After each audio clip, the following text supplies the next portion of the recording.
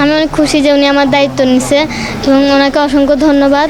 আমি একজন, আমার তো কোনো বড় ভাই নাই, আমি ওনার মতো একটা ভাই পাইছি বড়, যে আমার সকল দায়িত্ব নিতে চাইতেছে।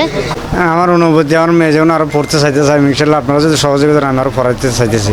আমরা জুলাই গণ অভ্যুত্থান আমরা করেছি ছাত্র জনতা কেন, একটা বৈষম্যহীন রাষ্ট্র করার জন্য। তো আমার রাষ্ট্র যদি প্রত্যেকটা নাগরিকের কাছ থেকে যে বৈষম্য দূর না হয়, তাহলে তো আমি বৈষম্যহীন রাষ্ট্র আমি কি করতে পারবো না, প্রতিষ্ঠিত করতে পারবো না। তো আমি গতকালকে যখন জানি যে সামিয়া নামে একজন মেয়ে হালিশহর থাকেন, সে একটা ভালো রেজাল্ট করছে, রেজাল্ট মানে গোল্ডেন এ প্লাস পেয়েছে, তার বাবা একজন রিক্সা চালক, মা বাসা গৃহিণী, আমি যতটুকু জানি। তো সে বলতেছে যে আমার পড়ালেখা কি এখানেই থেমে যাবে। যখন আমি এটা শুনতে পেরেছি, তখন আমার খুব খারাপ লেগেছে যে না, আমি মেয়েটার পাশে আমার দাঁড়াতেও হবে। আমি হয়তো অত বড় মাপের নেতাও হতে পারি নাই, তবে আমার মনের ভিতরে ইচ্ছাশক্তি অনেক উপরে, যে আমি সমাজের যে বঞ্চিত মানুষগুলো, যাদের স্বপ্ন যে ভালো একটা জায়গায় যাওয়া, সেই স্বপ্ন কোনো কারণে আটকে যাবে, সেই মানুষগুলোর পাশে আমার দাঁড়ানো, সেই সামিয়ার পাশে আমি দাঁড়াতে চাচ্ছি।